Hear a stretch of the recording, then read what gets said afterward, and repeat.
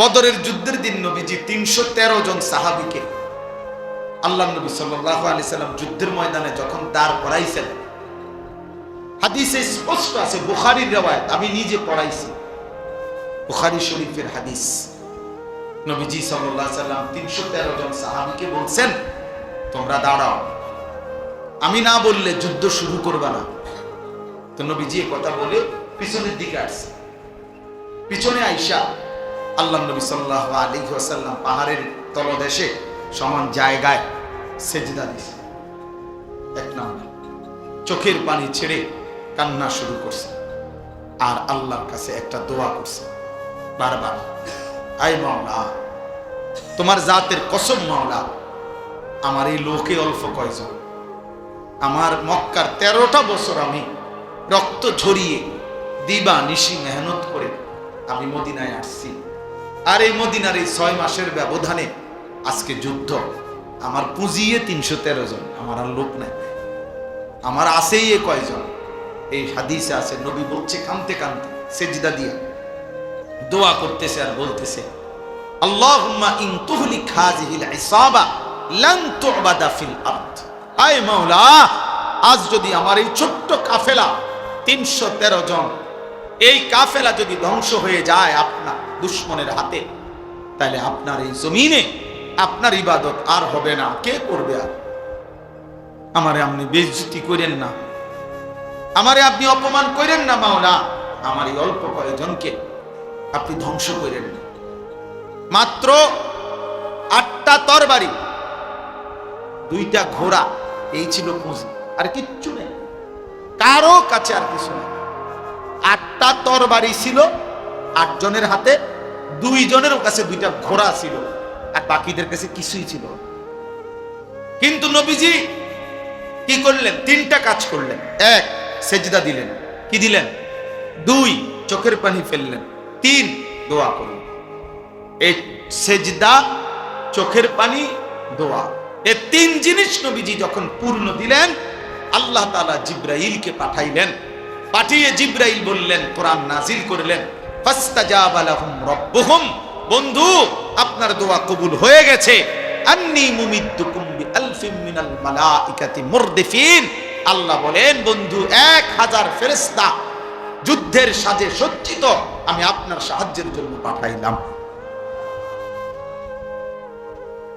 তো এরপরে মুসলমানের বিজয় হয়ে গেছে। তাহলে মুমিনের বিজয়, মুসলমানের বিজয় সেজদাতে। কিসে? চোখের পানিতে, চোখের পানিতে, দোয়া, দোয়া। আমাদের চোখের পানি, আমাদের সেজদা, আমাদের দোয়া, আমাদের জিহাদ, আমাদের কিতাল, আমাদের আল্লাহর জন্য জান দেওয়া, এটাই আমাদের বিজয়। এর মধ্যেই ঈমানের বিজয়, মুমিনের বিজয় আসতেই হবে। এ দেখেন, তোমরা ছেলেরা মনে রাখো, ভাইয়া মনে রাখো, আমি বললাম রং তামাশা ছাড়তে হবে। দেখো এমনি সোজা হইতা না তো, ফিডা খাইয়া সোজা হইবার। দুশ্মনের আঘাতে একদিন চোখের পানি, রক্ত ঝরবে। আজ ফিলিস্তিনের মজলুমের চোখে পানি নাই, আজ রক্তই ঝরে। আজকে যদি ফিলিস্তিন গাজায় নিচের থেকে উঠায় কিছু, তাইলে মনে হবে পানির চাইতে বেশি রক্তই উঠবে। আজ আর তাদের চোখের পানি শুকায় গেছে, রক্তের বন্যা। 3 বছরের, 6 মাসের, 6 বছরের ছোট্ট ছোট্ট মাসুম বাচ্চা অকাতরে শহীদ হয়ে যায় এই পৃথিবীতে, সভ্য পৃথিবীতে। এই জন্য সুন্দর সুন্দর কথা, পণ্ডিতি আর এই মোবাইল নিয়ে ব্যস্ত থাকা, এর নাম জিন্দেগি না। আল্লাহর সাথে গভীর সম্পর্ক, শিরিক মুক্ত ঈমান, আল্লাহর ইবাদত, বন্দিগি, এটাই আমাদের মূল। আল্লাহ আমাদেরকে বুঝা মানা সহজ, সহজ। আল্লাহ তাআলা, আচ্ছা ভাইয়া উকি দিয়া দেখো, কিছু ছেলে পেলে এখন বাইরে ঘুরতে আছে, উকি দিয়া চায়, শেষ হয় না। আহারে বেশরম রে, এরা আমার কাছে খুব শরম লাগে। ঠিক আছে বেটা, সামান্য কিছু খাইবা তো খাইবা, কিন্তু এই নির্লজ্জের মতো শুধু দেওয়ানের টাইমে কেমনে বলবো, মানুষের তো একটা চোখ সরমও আছে। আফসোস, আল্লাহ বুঝ দান করেন। চলেন, শেষ কথা আমার, আমি আপনাদের কাছে অনুরোধ করি আমরা ভাবতে শিখি। আবার দেখ, এই ইচ্ছা করে এই নাস্তিক মুরতাদ মহিলাগুলো বাংলাদেশের এই 18 কোটি মুসলমানের বিরুদ্ধে চ্যালেঞ্জ করছে, তার মানে এরা বারবার দুশ্মন, আমাদেরকে শান্তিতে থাকতে দিবে না, বারবার উস্কায় দেয়, বারবার ঝগড়া বাজায় দেয়। এই জন্য আগামীকাল হেফাজতে ইসলাম বাংলাদেশের উদ্যোগে আগামীকাল ইনশাআল্লাহ ঢাকার সোহরাওয়ার্দী উদ্যানে মহাসমাবেশ। এই নারী সংস্কার কমিশনের ভুয়া, কোরআন সুন্নাহ বিরোধী, মানবতা বিরোধী, হায়া বিরোধী এই কমিশন বাতিলের দাবিতে প্রতিবেদন এবং আরো কিছু ন্যায্য দাবি আগামীকাল আমরা সব ইনশাআল্লাহ ছুটছে, হাজার হাজার বাস, শত শত বাস আলহামদুলিল্লাহ ঢাকার উদ্দেশ্যে ইতিমধ্যে চলতেছে। আমরাও যাব সব ইনশাআল্লাহ, আমাদের বাস টাসও সব রেডি, শেষ রাত্রের দিকে সব চলবে ইনশাআল্লাহ। ইমানের দাবিতে আমরা বলেই যাব, কেউ শুনুক বা না শুনুক, কিন্তু ইমানের দাবিতে আমাদেরকে আল্লাহর দ্বীনের জন্য লড়তেই হবে। এজন্য যুবক ভাই, তোমরা ফিরে আসো ভাইয়া, বেনামাজি জিন্দিগি, নাফরমানি জিন্দিগি দয়া করে আল্লাহর ওয়াস্তে ছেড়ে দাও বাপ। একটা ছেলে হলেও ফিরে আসো, আল্লাহর দিকে ফেরো।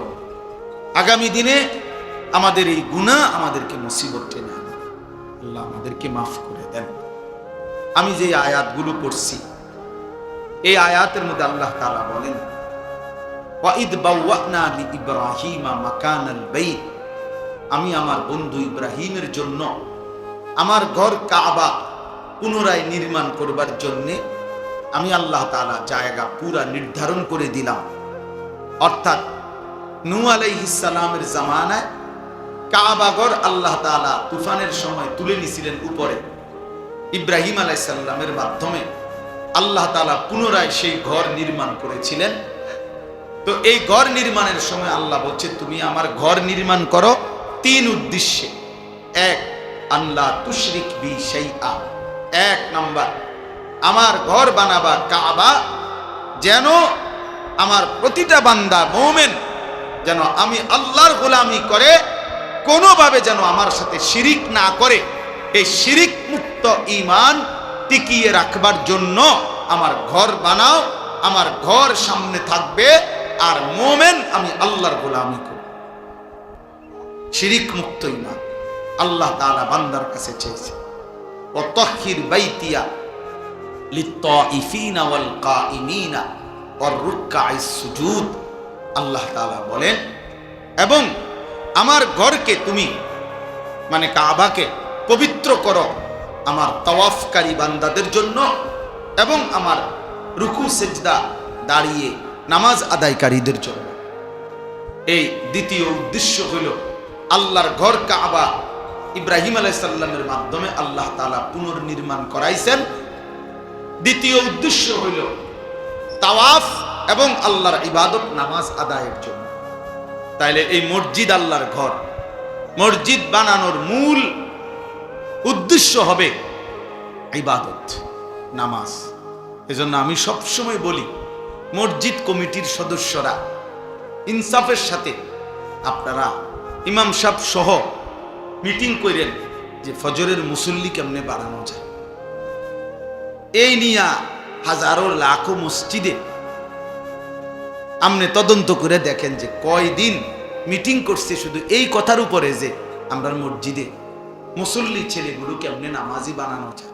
কেবল গেট বদলাও, SS5 লাগাও, টাইলস লাগাও, আরো বড় করো, আরো জাঁকজমক করো, আরো চাকচিক্য করো। টাইলস লাগাইতে পারে না সভাপতি, সেক্রেটারি, কেশিয়ার, কমিটি, তার আর পুরা শোল্ডার মধ্যে যদি টাইলস লাগান যেত, কারণ আছে তো, না লাগাইতো কার, টাকাও আছে, টাইলসও আছে। এই হল কথা বুঝেন? কিন্তু একটা বার ইনসাফ করে বলেন, ঠিক এই নিয়ে মিটিং করছেন নিজে, মুসল্লি কিভাবে বানানো যায়? ফজরের নামাজ এই মহল্লার সমস্ত মুসলমানের উপরে ফরজ না? কথা বলেন না কেন? তাহলে আপনারা উদ্যোগ নেন, আপনারা আলোচনা করেন, বয়স্করা, কমিটিওয়ালারা, মুরব্বীরা, যে আর কি করা যায়, আর কি করতে পারি আমরা। 50 জন মুসলমান তো একত্রে ভাবতে পারে। আমার একটা পরিচিত জায়গা আছে সন্দ্বীপ, চট্টগ্রাম। ওইখানে 2023 সালের অক্টোবর মাসে 4 থেকে 5 জন কলেজের ছেলে যারা নিয়মিত ফজরের নামাজ পড়ত, ওরা একদিন সিদ্ধান্ত নিছে যে আমরা আমাদের বন্ধুদেরকে ফজরের নামাজের জন্য উঠাবো। আমার খুব ঘনিষ্ঠ ওরা। 1 বছর তারা মেহনত করছে, প্রতিদিন ফজরের নামাজের জন্য বন্ধুদেরকে উঠাইতো। 1 বছর পরে আমি তাদের জন্য আলাদা একটা মাহফিল করছি, এই ছেলেদের জন্য। ওরা আমার হিসাব দিছে যে হুজুর আলহামদুলিল্লাহ 1 বছর আমরা এই 4 জন বন্ধু, 5 জন আমরা একসাথে দিন রাত মেহনত করে ফজরের জন্য বন্ধুদেরকে উঠাইছি।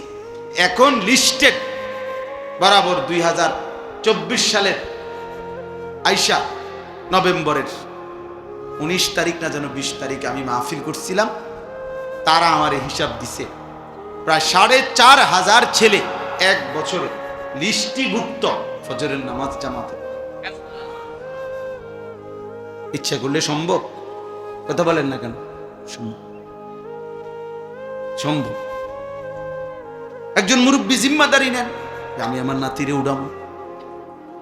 আমি তো আলহামদুলিল্লাহ আমার 7 বছরের বাচ্চাকে প্রতিদিন ফজরের নামাজের জন্য আমি দাঁড়ানো থাকি উঠাই, এরপরে মসজিদে। আজকে সকালেও ঘরে একবার উঠাইয়া বসাইছি, আবার আমি উজু করে এসে দেখি আবার শুয়ে গেছে। বলছি না আব্বা ওঠো, আবার ওঠো, আব্বা উজু করে আসো, নামাজ পড়ে আবার শুইও, আজকে আব্বা শুক্রবার, অসুবিধা নাই, ঘুমাইতে পারবা। এক এক সময় এক একটা বলে উঠাইতে হবে আমার, এটা আমার জিম্মাদারি। চেষ্টা করলে সম্ভব।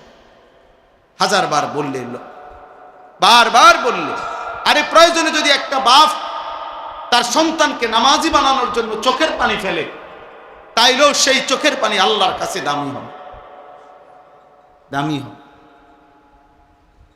এজন্য সবাই মিলে, আমার কাজল ভাই, আমি আপনার কাছে অনুরোধ করি, আপনি তো বুঝমান মানুষ, মহব্বত করেন আমাদেরকে। আমরা যে কয়জন বাবা ভাই আছেন,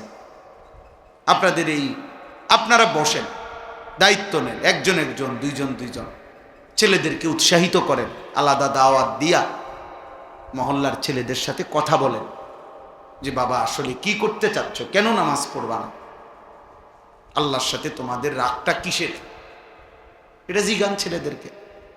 ফিকির করেন, দেখবেন একজন ছেলে, 2 জন ছেলেই নামাজ পড়ুক, 10 জনই পড়ুক, একজন হুজুরের বক্তব্য দিয়া আমনে একজন বক্তারে আনছেন আর একজন বক্তা বয়ান করলে এই সমাজ সবাই এক কথায় নামাজি হয়ে যাবে না, সবাই এক কথায় হবে না। সম্মিলিত প্রচেষ্টা, উদ্যোগ জরুরি। রাসূলুল্লাহ সাল্লাল্লাহু আলাইহি ওয়াসাল্লাম 23 বছরে যে দাওয়াত দিছেন মানুষকে, সাহাবায়ে কেরাম যারা নবীর হাতে কালেমা পড়ছেন তারা দাওয়াত দিছেন, কথা কয় না, না কে শুধু নবীজি একাই দিছে। তো উনারা সহ নবীজির কার্যক্রমটাকে আগায় নিতে সহযোগিতা করছে কিনা বল? আমার কাছে কিতাব আছে স্পষ্ট। রাসূলুল্লাহ সাল্লাল্লাহু আলাইহি ওয়াসাল্লাম প্রথম আবু বকর সিদ্দিককে কালেমা পড়াইছে নাকি? এই বাহিরে, ঘরের বাহিরে আবু বকর সিদ্দিক রাদিয়াল্লাহু তাআলা আনহু পরবর্তী 15 দিনের ভিতরে 6 জন বিখ্যাত সাহাবীকে উনি রাসূলুল্লাহ সাল্লাল্লাহু আলাইহি ওয়াসাল্লামের কাছে বুঝাইয়া আইনা কালেমা পড়ে মুসলমান হয়েছে। তাহলে এটা বুঝতে হবে, এটা বুঝতে হবে। হুজুর আমনে আইয়া কইয়া যান, সব বুড়া মানুষ অনেক আছে, মাঝ বয়সী অনেক আছে, হুজুর বেডিটি বেশি খারাপ, আমনে গদ্দুর কইয়া যান। হ্যাঁ হুজুর বুড়া মানুষ খুব খারাপ, আমনে গদ্দুর কইয়া যান। আমি গদ্দুর কইয়া যাই, এটা লাজন ফানি থু দাও না রে, এটা একটা তাবিজ আর কি, একজনে বললে হবে না, সবাই মিলে কি নিতে হবে? উদ্যোগ নিতে হবে, সবাই উদ্যোগ নিতে হবে। আল্লাহ তাআলা তৌফিক দান করেন, আল্লাহ মাফ করে দেন। চলেন, শেষ কথা হলো আল্লাহ তাআলা বলছেন, তাহলে আমি বলার উদ্দেশ্য হলো, তৃতীয় কথা হলো আদ্দিন ফিন্নাস বিল হজ। আল্লাহ তাআলা বলছে, বন্ধু ইব্রাহিম, আমার ঘর বানাইছি কাবা, এই ঘরকে কেন্দ্র করে মানুষ যেন হজে আসে এই ঘোষণা দেন। তাহলে কাবা ঘরের তিনটি মাকসাদ আল্লাহ বলছেন। এক নাম্বার, আমার ঘরের চারদিকে তাওয়াফ করবে। দুই নাম্বার, নামাজ আদায় করবে। তিন নাম্বার, হজ করবে। তাইলে বাপ, আপনাদের কাছে আমাদের বিনীত অনুরোধ, যে কয়জন সামনে বসছেন প্রত্যেকেই প্রথম কথা হলো শিরিক মুক্ত ঈমান এবং আল্লাহর ইবাদত বন্দিগির প্রতি যত্নবান হন। নিজেদের ছেলেপেলের দিকে দেখেন, মহল্লার ছেলেদের দিকে সবাই তাকায়েন। বাবা চাচারা, চোখ বন্ধ করলেই ঝড় থামে না। মনে রাখেন একটা কথা, অর্থাৎ এই কথাটা মনে রাখেন যে আমনে তুফান আসতেছে, আমনে যদি চোখ বন্ধ করে কোন কই না তুফান তো আইয়ে না, তুফান বুঝি আইয়ে না, আমনে না চোখ বন্ধ রাখছেন। কথা বোঝেন নাই আমার? তাহলে চোখ বন্ধ করলে ঝড় থামে না, ঝড় তো আসতেই আছে, আমনে না চোখ বন্ধ করে রাখছেন। তাহলে আমনে যদি বলেন আমি বুঝি না, তার মানে এই সমাজের অধপতন থামবে না, সমাজ নষ্ট হয়ে যাবে, একদিন আপনার ঘর আক্রান্ত হবে। এই জন্য প্রত্যেকের সাধ্যমতো নিজেকে সাধারণ মানুষ, গ্রামের মানুষ এসব বললে হবে না, একেবারে দিন মজুর কুলি ঠেলাওয়ালা রিক্সাওয়ালাও তো নিজের সংসার বুঝে, সংসারের কিছু আসবাবপত্র ব্যবস্থা করে। তো এগুলো বুঝলে আপনি ওইটা বুঝবেন না কেন? এই জন্য প্রত্যেকেই আন্তরিকভাবে নিজেদের মহল্লায়, নিজেদের সমাজে, নিজেদের ছেলেদেরকে কিভাবে নামাজি বানানো যায় ফিকির করে। এই দেখেন এখন অনেকগুলো ছেলে ঢুকছে, এদেরকে জিজ্ঞাসা করে দেখেন, মুসলমানের বাচ্চা নামাজ পড়ছো কিনা, জিজ্ঞাসা করে দেখেন। এদের মা কোথায়, এদের বাবা কোথায়, এদের আল্লাহ কোথায়, এদের রসুল কোথায়? জিজ্ঞাসা করেন, ইনসাফ করেন, বলেন যে বাবা এত বড় নির্লজ্জ কেমনে হইল? আফসোস, ওই কপালে লানত যে কপাল আল্লাহকে সেজদা দেয় না। লানত তোর কপাল, লানত বেটা, আল্লাহর লানত। আল্লাহ কোরআনে বলছে, ইবলিস তুই আমারে সেজদা দিলি না, তোর উপরে আমি আল্লাহর লানত কিয়ামত পর্যন্ত। কোরআন শরীফের আয়াত কিনা? এই জন্য ছেলেরা মনে রাখো, খাও কোনো অসুবিধা নাই, খাও, পেশাব করো, পায়খানা করো, নারী দেখো, ছবি দেখো, জিনার ব্যভিচার দেখো, কিন্তু মনে রাখো ওই জিন্দিগি জানোয়ারের জিন্দিগি, যে জিন্দিগি সেজদা করে না, ওই জীবন কুকুরের জীবন, যে জীবন আল্লাহর গোলামি করে না। আল্লাহ আমাদেরকে বুঝ দান করে, আল্লাহ আমাদেরকে মাফ করে দেন, আল্লাহ আমাদেরকে কবুল করে নেন। আমাদের ছেলেদেরকে ফিরাইতে হবে, আমাদের সন্তানদেরকে ফিরাইতে হবে। বাপ মারা যেভাবে খামখেয়ালি শুরু করছেন, এভাবে জাতি টিকবে না। হ্যাঁ, বেঁচে থাকবে কিন্তু মুসলিম পরিচয় থাকবে না। এমনি বাচ্চা থাকবো আর কি, এমনি খাইবো পড়বো আর কি, দুনিয়া ভোগ করবে আর কি, কিন্তু একদিন গোটা ফ্যামিলির থেকে ইমানের পরিচয় চলে যায়, কেউ আর চিনবে না আল্লাহ খোদা। কারণ এই যে ছেলেগুলো মনে করে যে এক ওয়াক্ত নামাজ পড়ে না, সারা দিন রাত মোবাইলে নারী ছবি দেখে, তো আগামী 20 বছর পরে এদের জেনারেশন, এদের সন্তান, এরা বিবাহ শাদী করলে তার ফুতে তার জি কি শিখবে? ভারতে এই হিন্দু বেঈমানরা, তারা একেবারেই সামান্য অজুহাতে জম্মু কাশ্মীরের মধ্যে একজন হিন্দু অফিসারকে সন্ত্রাসীরা হত্যা করছে। এই ইস্যুটাকে সাথে নিয়ে এটাকে বড় করে হামলা করছে সন্ত্রাসীরা কিছু পর্যটকের উপরে। সেটা তো নির্দিষ্ট বিচার হবে, সন্ত্রাসীকে ধরা হবে, অপরাধীকে ধরা হবে, কিন্তু এই অপরাধীকে ধরার কোনো নাম গন্ধ নাই। পুরা কাশ্মীরে লক্ষ লক্ষ মুসলমানের উপরে পুরা ইন্ডিয়ায়, গুজরাট সহ ইন্ডিয়ার লাখ লাখ মুসলমানের বাড়ি ঘর ভাঙ্গা সমান করে জানেন। এখানে সন্ত্রাসী ধরার নাম নাই, পাকিস্তানকে পুরা অস্ত্রের হুমকি, মকির লগে কি পাকিস্তানের সাথে যুদ্ধের মুখোমুখি। আশ্চর্য এই ইস্যুকে কেন্দ্র করে। এই জন্য বললাম ভাই, বেঈমান সর্বদা চেষ্টা করে কোনো না কোনো ছোট্ট অজুহাতে আমাদের উপরে জুলুমের বন্যা বয়ে দিবে, রক্তের বন্যা বসায় দিবে। সেদিন তোমরা বুঝবা, সেদিন মনেই পড়বে এই মোবাইল টিপা, এই আল্লাহকে নারাজ করা, সেজদাবিহীন এই জীবন মনে পড়বে,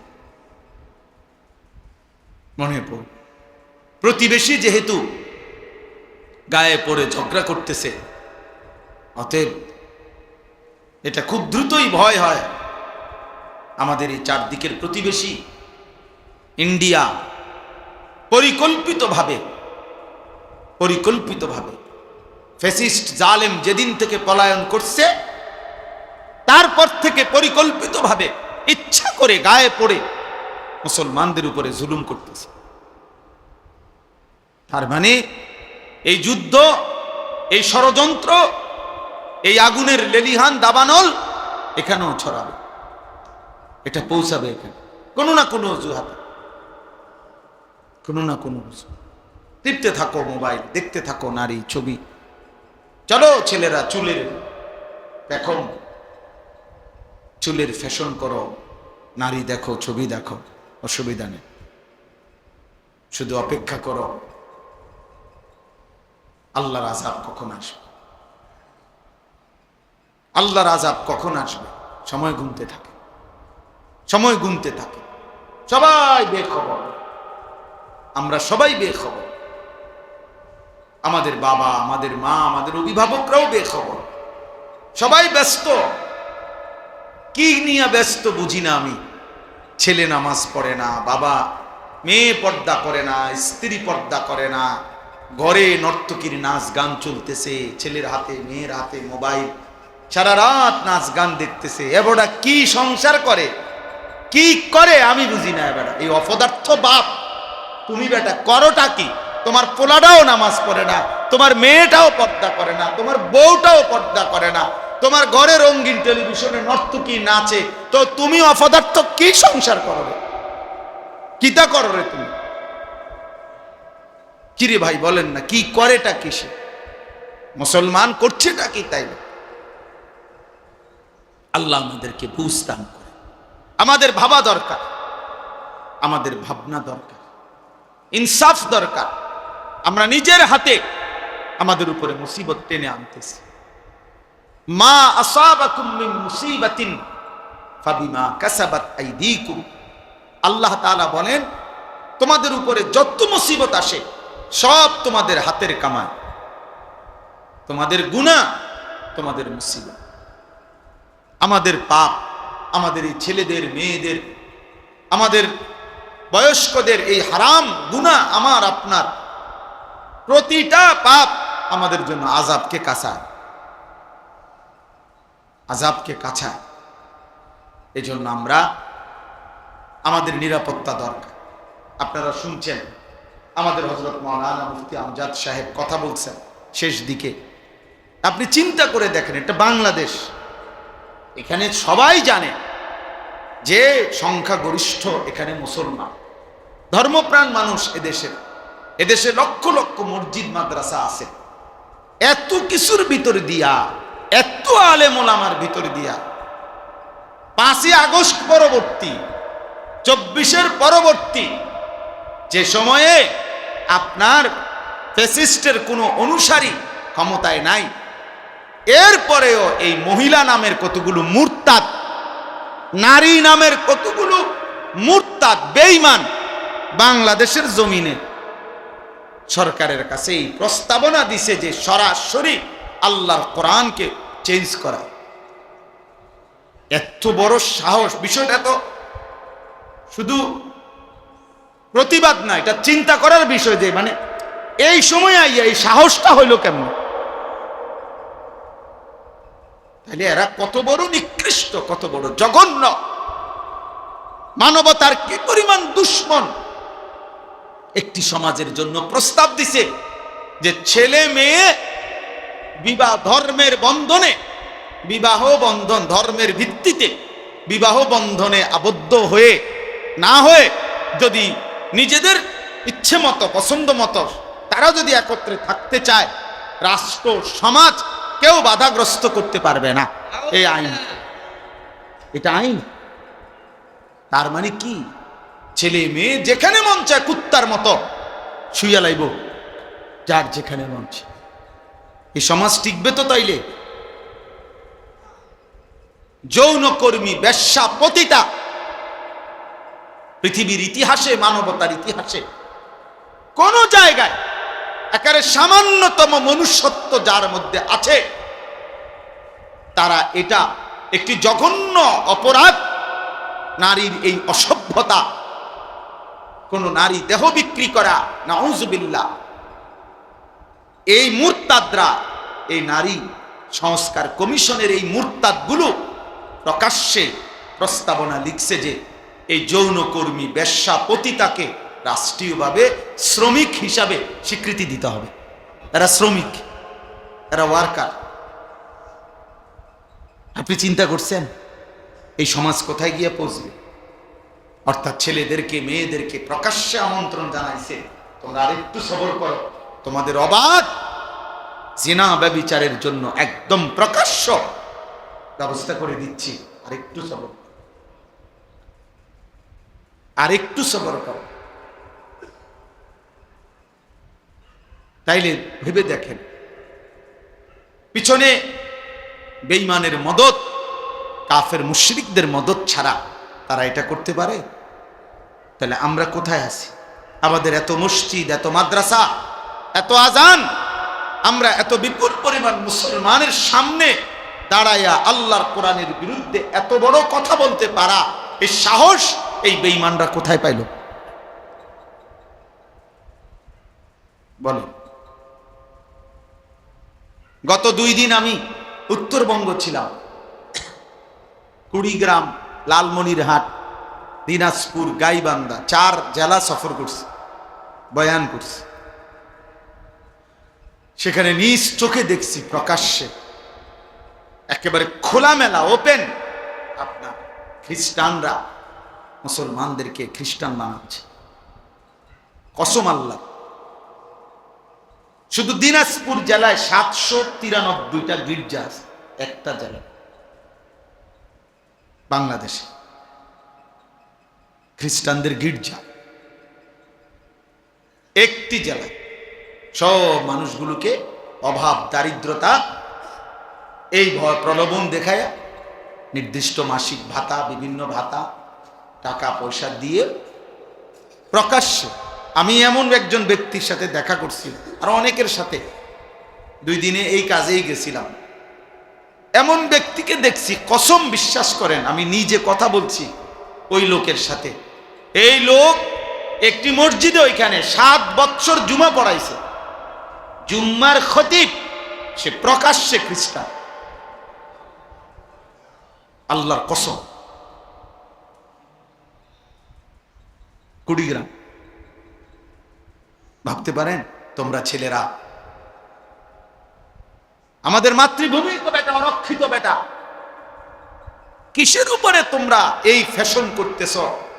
কিসের উপরে মোবাইল টিপতেছ? কে তোমা করে এত সুখ তুম করে কে দিল? এত নিরাপত্তা তোমা করে কে দিল?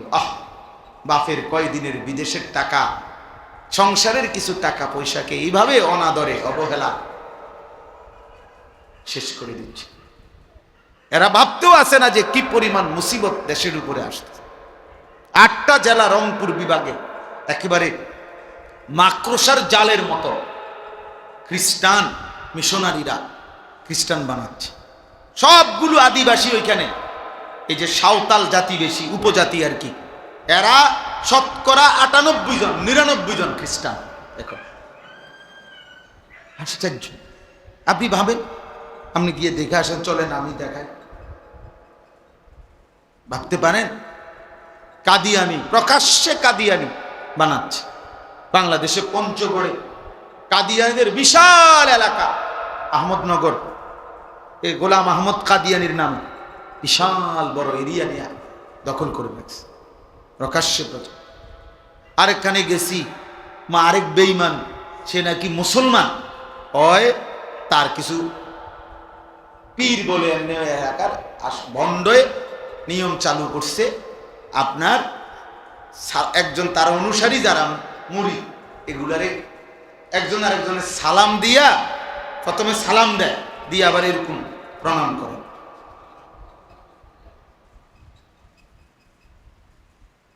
কি এটা কি? আমাদের দেশে দেখেন ওই অনেকে মাজার দেখলে এরকম করে, কেরুম কেরুম জানি কিতা করে জানি, সিঞ্জি মিঞ্জি তো দেখি অনেক সময়, হেইতে কইতে হেতে কি করছে বুঝেন না? কারে সম্মান করলা? কি বিল্ডিং এর সম্মান করলে এরকম, নাকি যিনি পীর সাহেব বুজুর্গ কবরে আছে উনারে সম্মান করলে? তো যদি উনারে স্মরণ করো তো উনার জন্য সূরা ফাতিহা না পড়বা, কি বুঝেন নাই কথা?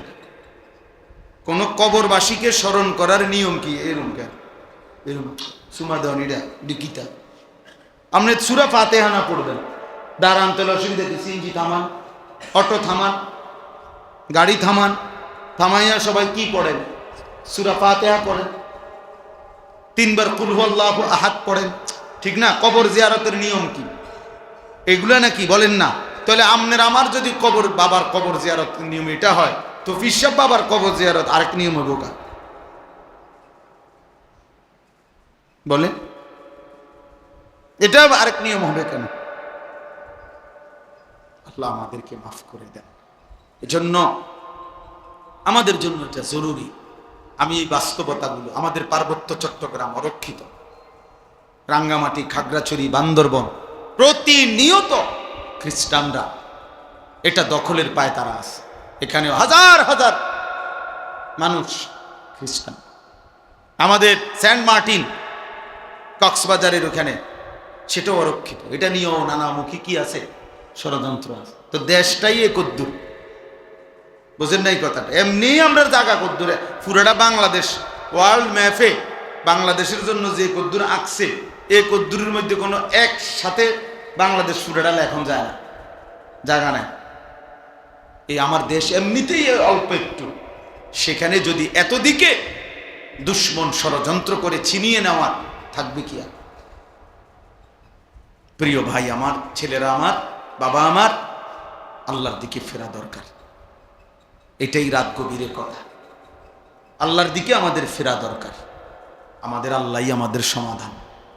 আজকে ৭৭ বছর যাবত ফিলিস্তিনের মুসলমান নির্যাতিত, ৭৭ বছর একদিনে। কাশ্মীরের মুসলমান আজকে ৭৮ বছর নির্যাতিত, ৬১ বছর ধরে রোহিঙ্গা মুসলমান নির্যাতিত। কাজেই এই পৃথিবীর জাতিসংঘ বলেন আর ইউরোপ বলেন, ওইসব কোনো বেঈমান আমাদের মুসলমানের কোনো সমস্যার সমাধান করে দিবে না। দিলে এতদিনে হইতো। আমাদের সমাধান আমাদের আল্লাহ, আমাদের সমাধান আমাদের আল্লাহর আনুগত্য, আমাদের আল্লাহর কাছে ফিরে আসা, এটাই আমাদের সমাধান। আমরা সেজদা না দিলে, চোখের পানি না ফেললে, দোয়া না করলে আমাদের বিজয় আসবে না। বুঝেন নাই কথাটা? তোমরা একটা ছেলে হলেও ভাই, আমি জানি সবাই একসাথে পরিবর্তন হবে না, কিন্তু একজনই ভাইব। যদি কেউ একজন বুঝো আলহামদুলিল্লাহ, এই একজন দুইজন করেই প্রয়োজন পরিমাণ মুজাহিদ, আল্লাহর দ্বীনের জন্য জানবাদ সৈনিক তৈরি হয়ে যাবে। এ দেখেন আমি ঠিক সময় মতো আল্লাহ তাআলা ইমানের বিজয়ের জন্য যাদেরকে দরকার, আল্লাহই তাদেরকে আলাদা পছন্দ করে নিবেন, আল্লাহই নিয়ে। হ্যাঁ, আর ওই অকর্মণ্য অপদার্থ দুনিয়া লুভি নাফরমান, ওই নাফরমানিতেই পড়ে, নাফরমানিতেই পড়ে। এজন্য আমাদের আল্লাহর দিকে ফেরা উচিত। আপনাদেরকে একটা উদাহরণ দিই, তাহলে বুঝবেন। বদরের যুদ্ধের দিন, সবাই জানি আমরা বদরের যুদ্ধের ঘটনা, নবী সাল্লাল্লাহু আলাইহি ওয়াসাল্লামের বদরের যুদ্ধের দিন নবীজি ৩১৩ জন সাহাবীকে আল্লাহ নবী সাল্লাল্লাহু আলাইহি সাল্লাম যুদ্ধের ময়দানে যখন দাঁড় করাইছেন, হাদিসে স্পষ্ট আছে, বুখারীর riwayat, আমি নিজে পড়াইছি, বুখারী শরীফের হাদিস। নবীজি সাল্লাল্লাহু আলাইহি সাল্লাম ৩১৩ জন সাহাবীকে বলছেন, তোমরা দাঁড়াও, আমি না বললে যুদ্ধ শুরু করবে না। তো নবীজি এই কথা বলে পিছনের দিকে আসছে। পিছনে আইসা আল্লাহ নবী সাল্লাল্লাহু আলাইহি ওয়াসাল্লাম পাহাড়ের তলদেশে সমান জায়গায় সেজদা দিয়েছেন। এক নাম্বার, চোখের পানি ছেড়ে কান্না শুরু করছে আর আল্লাহর কাছে একটা দোয়া করছে বারবার, আয় মাওলা, তোমার জাতের কসম মাওলা, আমার এই লোকে অল্প কয়জন, আমার মক্কার 13টা বছর আমি রক্ত ঝরিয়ে দিবা নিশি মেহনত করে আমি মদিনায় আসছি, আর এই মদিনার এই 6 মাসের ব্যবধানে আজকে যুদ্ধ, আমার পুঁজিয়ে 313 জন, আমার আর লোক নাই, আমার আছেই এ কয়জন। এই হাদিসে আছে, নবী বলছে কাঁদতে কাঁদতে সেজদা দিয়া দোয়া করতেছে আর বলতেছে, আল্লাহুম্মা ইন তুহলিক হাযিহিল ইসাবা লান তু'বাদা ফিল আরদ। আয় মাওলা, আজ যদি আমার এই ছোট্ট কাফেলা 313 জন, এই কাফেলা যদি ধ্বংস হয়ে যায় আপনার দুশমনের হাতে, তাহলে আপনার এই জমিনে আপনার ইবাদত আর হবে না, কে করবে? আর আমারে আপনি বেইজ্জতি করেন না, আমারে আপনি অপমান করেন না মাওলা, আমার এই অল্প কয়েকজনকে আপনি ধ্বংস করেন না। মাত্র 8টা তরবারি, 2টা ঘোড়া, এই ছিল পুঁজি, আর কিচ্ছু নেই কারো কাছে, আর কিছু নেই। 8টা তরবারি ছিল 8 জনের হাতে, 2 জনের কাছে 2টা ঘোড়া ছিল, আর বাকিদের কাছে কিছুই ছিল। কিন্তু নবীজি কি করলেন? 3টা কাজ করলেন। 1, সেজদা দিলেন। কি দিলেন? 2, চোখের পানি ফেললেন। 3, দোয়া করলেন। এই সেজদা, চোখের পানি, দোয়া, এই 3 জিনিস নবীজি যখন পূর্ণ দিলেন, আল্লাহ তাআলা জিবরাইলকে পাঠাইলেন। পাঠিয়ে জিবরাইল বললেন, কোরআন নাজিল করলেন, ফাস্তাজাবা লাহুম রাব্বুহুম, বন্ধু আপনার দোয়া কবুল হয়ে গেছে, আন্নী মুমিদ্দুকুম বিআলফিন মিনাল মালাইকাতি মুরদিফিন। আল্লাহ বলেন, বন্ধু 1000 ফেরেশতা যুদ্ধের সাজে সজ্জিত আমি আপনার সাহায্যের জন্য পাঠাইলাম। তো এরপরে মুসলমানের বিজয় হয়ে গেছে। তাহলে মুমিনের বিজয়, মুসলমানের বিজয় সেজদাতে। কিসে? চোখের পানিতে, চোখের পানিতে, দোয়া, দোয়া। আমাদের চোখের পানি, আমাদের সেজদা, আমাদের দোয়া, আমাদের জিহাদ, আমাদের কিতাল, আমাদের আল্লাহর জন্য জান দেওয়া, এটাই আমাদের বিজয়। এর মধ্যেই ইমানের বিজয়, মুমিনের বিজয় আসতেই হবে। এ দেখেন, তোমরা ছেলেরা মনে রাখো, ভাইয়া মনে রাখো, আমি বললাম রং তামাশা ছাড়তে হবে। দেখো এমনি সোজা হইতা না, তো ফিডা খাইয়া সোজা হইবা। দুশ্মনের আঘাতে একদিন চোখের পানি, রক্ত ঝরবে। আজ ফিলিস্তিনের মজলুমের চোখে পানি নাই, আজ রক্তই ঝরে। আজকে যদি ফিলিস্তিন গাজায় নিচের থেকে উঠায় কিছু, তাইলে মনে হবে পানির চাইতে বেশি রক্তই উঠবে। আজ আর তাদের চোখের পানি শুকায় গেছে রক্তের বন্যায়। 3 বছরের, 6 মাসের, 6 বছরের ছোট্ট ছোট্ট মাসুম বাচ্চা অকাতরে শহীদ হয়ে যায় এই পৃথিবীতে, সভ্য পৃথিবীতে। এই জন্য সুন্দর সুন্দর কথা, পণ্ডিতি আর এই মোবাইল নিয়ে ব্যস্ত থাকা, এর নাম জিন্দেগি না। আল্লাহর সাথে গভীর সম্পর্ক, শিরিক মুক্ত ঈমান, আল্লাহর ইবাদত, বন্দিগি, এটাই আমাদের মূল ডিউটি। আল্লাহ আমাদেরকে বুঝা মানা সহজ করে দেন, সহজ। আল্লাহ তাআলা, আসো ভাইয়া উকি দিয়া দেখো, কিছু ছেলে পেলে এখন বাইরে ঘুরতে আছে, উকি দিয়া চায় শেষ হয় নাকি। আহারে বেশরম রে, এরা আমার কাছে খুব শরম লাগে। ঠিক আছে বেটা, সামান্য কিছু খাইবা তো খাইবা, কিন্তু এই নির্লজ্জের মতো শুধু দেওয়ানের টাইমে কেমনে বইব, মানুষের তো একটা চোখ সরমও আছে। আফসোস, আল্লাহ বুঝ দান করেন। চলেন, শেষ কথা আমার, আমি আপনাদের কাছে অনুরোধ করি আমরা ভাবতে শিখি। আবার দেখ, এই ইচ্ছা করে এই নাস্তিক মুরতাদ মহিলাগুলো বাংলাদেশের এই 18 কোটি মুসলমানের বিরুদ্ধে চ্যালেঞ্জ করছে, তার মানে এরা বারবার দুশ্মন, আমাদেরকে শান্তিতে থাকতে দিবে না, বারবার উস্কায় দেয়, বারবার ঝগড়া বাজায় দেয়। এই জন্য আগামীকাল হেফাজতে ইসলাম বাংলাদেশের উদ্যোগে আগামীকাল ইনশাআল্লাহ ঢাকার সোহরাওয়ার্দী উদ্যানে মহাসমাবেশ। এই নারী সংস্কার কমিশনের ভুয়া, কোরআন সুন্নাহ বিরোধী, মানবতা বিরোধী, হায়া বিরোধী এই কমিশন বাতিলের দাবিতে প্রতিবেদন এবং আরো কিছু ন্যায্য দাবিতে আগামীকাল মহান আমরা সব ইনশাআল্লাহ ছুটছে, হাজার হাজার বাস, শত শত বাস আলহামদুলিল্লাহ ঢাকার উদ্দেশ্যে ইতিমধ্যে চলতেছে, আমরাও যাব সব ইনশাআল্লাহ। আমাদের বাস টাসও সব রেডি, শেষ রাত্রের দিকে সব ছুটবে ইনশাআল্লাহ। ইমানের দাবিতে আমরা বলেই যাব, কেউ শুনুক বা না শুনুক, কিন্তু ইমানের দাবিতে আমাদেরকে আল্লাহর দ্বীনের জন্য লড়তেই হবে। এজন্য যুবক ভাই, তোমরা ফিরে আসো ভাইয়া, বেনামাজি জিন্দিগি, নাফরমানি জিন্দিগি দয়া করে আল্লাহর ওয়াস্তে ছেড়ে দাও বাপ। একটা ছেলে হলেও ফিরে আসো, আল্লাহর দিকে ফেরো। আগামী দিনে আমাদের এই গুনাহ আমাদেরকে মুসিবত টেনে আনবে, আল্লাহ আমাদেরকে মাফ করে দেন। আমি যে আয়াতগুলো পড়ছি, এই আয়াতের মধ্যে আল্লাহ তাআলা বলেন, ওয়াইদ বাওয়ানা লিইব্রাহিমা মাকানাল বাইত, আমি আমার বন্ধু ইব্রাহিমের জন্য আমার ঘর কাবা পুনরায় নির্মাণ করবার জন্যে আমি আল্লাহ তাআলা জায়গা পুরা নির্ধারণ করে দিলাম।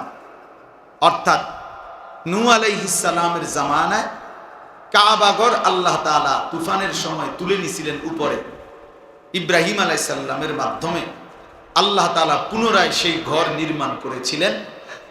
তো এই ঘর নির্মাণের সময় আল্লাহ বলছে, তুমি আমার ঘর নির্মাণ করো 3 উদ্দেশ্যে।